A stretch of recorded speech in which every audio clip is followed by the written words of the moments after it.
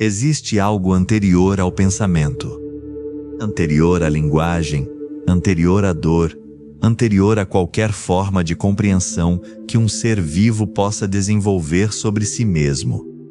Existe uma instrução, silenciosa, compulsória, escrita numa linguagem que nenhum cientista inventou e que nenhum filósofo conseguiu refutar. Uma ordem que não precisa ser compreendida para ser obedecida e que não precisa de consentimento para ser executada. Ela apenas acontece, da mesma forma que o coração bate sem que ninguém peça, da mesma forma que os pulmões respiram mesmo quando a mente está em colapso, no instante do sono profundo absoluto. Essa instrução tem muitos nomes. A biologia a chama de imperativo genético. A filosofia, às vezes, a chama de vontade de existir. A religião, em algumas tradições, a interpreta como propósito divino. Mas independente do nome que se dá, o fenômeno é o mesmo, e ele está presente em cada forma de vida que já existiu sobre este planeta, ou em qualquer outro lugar onde a matéria tenha encontrado uma maneira de se organizar a ponto de respirar, crescer e temer a extinção. A perpetuação não é uma escolha. E talvez esse seja o detalhe mais perturbador de toda a equação. Quando uma bactéria se divide, ela não decide se dividir. Não pondera, não hesita, não questiona se o ambiente é adequado ou se há sentido naquele ato. Ela simplesmente executa.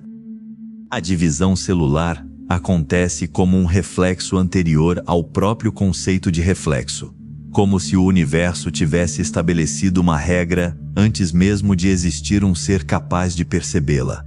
E nessa divisão silenciosa, invisível a olho nu, está contida toda a lógica por trás de bilhões de anos de evolução, de extinção, de adaptação e de sobrevivência.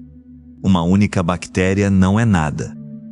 1 milímetro de solo pode conter mais de 1 bilhão delas, cada uma duplicando-se a cada hora, em condições favoráveis, criando populações que ultrapassam qualquer escala humana de contagem. E ainda assim, cada uma delas, nesse processo invisível e absolutamente indiferente, está fazendo a mesma coisa que a baleia no oceano, que o carvalho centenário na floresta, que o ser humano diante do espelho. Todas estão respondendo à mesma chamada. Todas estão cumprindo a mesma instrução. O que separa essas formas de vida não é a instrução em si, é a complexidade com que ela é executada. Há algo profundamente contraditório na forma como a vida se perpetua. Para que algo nasça frequentemente, algo precisa morrer. Para que uma espécie prevaleça, outras precisam recuar. A natureza não opera segundo princípios de gentileza ou justiça. Ela opera segundo uma lógica de eficiência brutal, onde o que funciona sobrevive e o que não funciona desaparece sem deixar rastro, sem receber epitáfio, sem que ninguém registre sua ausência. Uma árvore que cresce na floresta não pede licença à árvore ao lado. Ela simplesmente cresce, estende seus galhos em direção à luz, expande suas raízes em direção à água e ocupa o espaço que consegue ocupar. Se outra árvore menor ficar em sua sombra e morrer por falta de luz, isso não é crueldade. Isso é apenas o código sendo executado. A árvore maior não sabe que está competindo. Ela simplesmente está sendo o que é. O fungo que se instala num tronco caído não está cometendo um ato de decomposição como quem pratica uma profissão. Ele está perpetuando. Cada fio de micélio que avança pelo interior da madeira podre é uma instrução sendo cumprida, uma expansão territorial guiada por algo que não tem nome próprio numa linguagem cotidiana, mas que define a diferença entre a vida que continua e a vida que se extingue. E então chegamos aos animais, onde a instrução assume formas que começamos a reconhecer como familiares, porque são formas que carregamos em nós mesmos. O peixe que percorre rios contra a correnteza durante semanas, exausto, ferido, sem comer, apenas para depositar seus ovos num lugar que nunca voltará a ver. A fêmea do polvo que cuida dos ovos por meses sem se alimentar, até morrer de fome pouco depois da eclosão.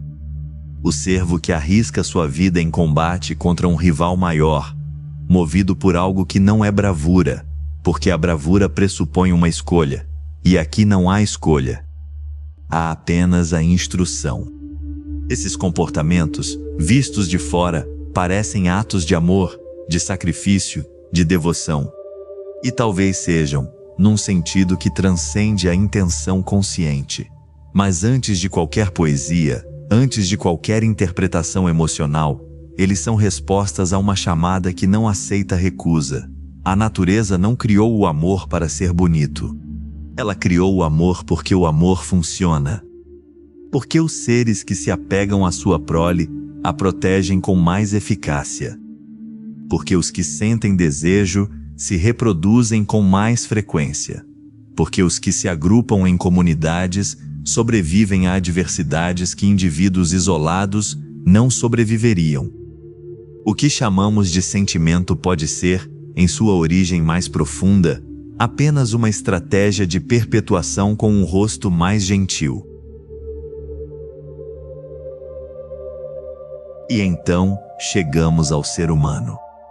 O único ser que, até onde sabemos, consegue contemplar sua própria instrução. O único que pode abrir um livro de biologia, ler sobre o imperativo genético, entender o mecanismo por trás do desejo de se reproduzir, e mesmo assim naquela mesma noite seguir o desejo. Não porque não soube, mas porque saber não é suficiente para interromper o que está escrito antes da consciência. E aqui reside uma das tensões mais silenciosas e mais profundas da existência humana. Somos o animal que aprendeu a fazer perguntas, mas cujas respostas raramente alteram o comportamento que as gerou. Somos o ser que criou filosofia, arte, ciência e espiritualidade, e que usou tudo isso para tentar compreender algo que no final opera abaixo do nível de compreensão. A maioria dos seres humanos que alguma vez existiu seguiu o imperativo sem questionar. Formou famílias, criou filhos, construiu lares, enterrou os mortos e fez tudo o que a instrução determinava, sem saber que havia uma instrução, e há algo de honesto nessa ignorância. Não havia separação entre o ser e o código. Eles eram o código vivendo a si mesmo. Mas existe uma minoria, pequena, dispersa ao longo da história, que se recusou. Monges e monjas que escolheram o celibato não por incapacidade, mas por uma decisão filosófica que ia contra o instinto. Pensadores que nunca tiveram filhos, não por ausência de oportunidade, mas por uma compreensão silenciosa de que havia outras formas de deixar algo para trás. Artistas que devoraram a própria vida na criação de obras que duram mais que a carne. Esses são os casos extraordinários, as exceções que provam a regra precisamente por serem exceções. São seres que, diante do código, disseram não, ou pelo menos disseram não nessa forma específica, e direcionaram o impulso para outro lugar, para a obra, para o pensamento, para a devoção espiritual. Mas mesmo nessas exceções, algo persiste. A criação artística também é perpetuação, o pensamento filosófico também é perpetuação, a obra que dura séculos também é uma forma de o ser humano estender a mão para além da própria morte e dizer ao futuro que ele existiu. O impulso não desapareceu. Ele apenas encontrou outro canal. Há um paradoxo particular que emerge quando um ser capaz de raciocinar se vê diante da verdade do seu próprio funcionamento. É o paradoxo de uma marionete que descobre os fios, mas continua dançando. Não porque não pode cortar os fios, mas porque descobre que, mesmo ao cortá-los, algo mais fundo continua puxando. O ser humano é o único animal que pode olhar para um bebê recém-nascido e pensar, ao mesmo tempo, que aquilo é o milagre mais belo do mundo e que é também a mais precisa execução de um código biológico escrito há bilhões de anos. Não há contradição entre essas duas visões. O milagre e o mecanismo coexistem, e a capacidade de perceber os dois simultaneamente talvez seja a definição mais honesta do que é a consciência humana. Mas essa consciência cria um peso que nenhuma outra espécie parece carregar. A bactéria não sofre com a ideia de se perpetuar. O carvalho não agoniza sobre se deve ou não lançar sementes. O peixe que morre logo após a desova não experimenta arrependimento. Eles simplesmente fazem o que o código determina, e o código não produz sofrimento existencial como subproduto. O ser humano, porém, pode sofrer com isso. Pode desejar filhos e não poder tê-los, e sentir esse vazio não apenas como uma perda pessoal, mas como uma falha em relação a algo que estava escrito antes mesmo do seu nascimento. Pode ter filhos que não queria e passar a vida inteira dividido entre o amor genuíno que emergiu e o ressentimento pelo que foi sacrificado. Pode escolher não perpetuar biologicamente e ser perseguido, em determinadas culturas e épocas, pela sensação de ter traído alguma coisa fundamental, alguma expectativa inscrita na carne. O código não é cruel. Ele é indiferente. E a crueldade da indiferença é, por vezes, maior do que a crueldade intencional, porque não há com quem negociar, não há consciência que possa ser convencida, não há apelação possível. A instrução foi escrita antes de você existir. Ela continuará sendo escrita depois que você morrer. E a sua presença no mundo, toda a sua complexidade psicológica, toda a sua angústia filosófica, toda a sua capacidade de sofrer e de questionar, foi, em certa medida, um efeito colateral da evolução, não o objetivo dela. O objetivo nunca foi a consciência. O objetivo era a perpetuação. A consciência emergiu porque, em algum ponto, ser consciente tornava a perpetuação mais eficiente. E agora carregamos essa consciência como se fosse um presente, sem perceber que ela é, em parte, apenas mais uma ferramenta a serviço de algo que nunca nos consultou. Existe uma pergunta que o imperativo de perpetuação nunca responde. Ela é simples, quase infantil, mas permanece sem solução após milênios de civilização humana. Perpetuar para quê? A bactéria se divide e produz outra bactéria que se divide e produz outra bactéria, numa cadeia sem começo visível e sem fim previsível.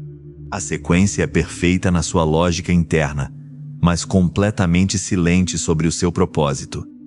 O carvalho lança milhares de sementes ao longo de séculos. A maioria apodrece no chão sem germinar. Algumas poucas se tornam árvores que lançarão outras sementes. A cadeia continua. Mas para onde ela vai? Qual é o destino final de tanta persistência? O universo, até onde podemos observar, não oferece nenhuma resposta. As estrelas nascem e morrem sem que a vida nos planetas ao redor delas importe para o processo. As galáxias se afastam umas das outras em silêncio absoluto, indiferentes a toda a luta biológica que ocorre em seus cantos remotos. O cosmos não se importa se a bactéria vence ou perde, se a espécie humana persiste por mais 10.000 anos ou desaparece amanhã. A perpetuação é um assunto exclusivamente local, uma conversa que a vida tem consigo mesma, num canto obscuro de um universo que nunca pediu para existir. E ainda assim, a instrução persiste. Ainda assim, cada ser vivo acorda, no sentido mais amplo do termo, e retoma o trabalho de continuar. Não porque faz sentido, não porque há uma recompensa no final, mas porque o código foi escrito dessa forma. E porque o código que se perpetua é, por definição, o código que sobreviveu. Talvez seja por isso que a pergunta sobre o propósito da perpetuação cause tanto desconforto quando finalmente é feita com seriedade.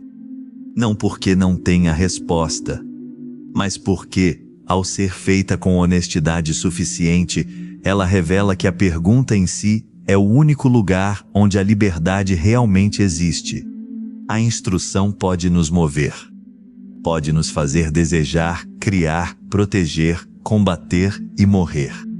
Mas ela não pode nos impedir de perguntar.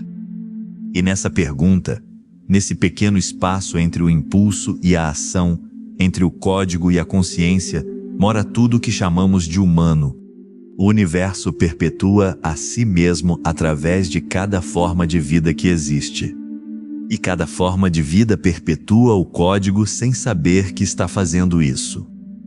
Mas o ser humano, em seus momentos de maior lucidez e maior angústia, consegue fazer as duas coisas ao mesmo tempo, obedecer à instrução e questionar se deveria obedecer.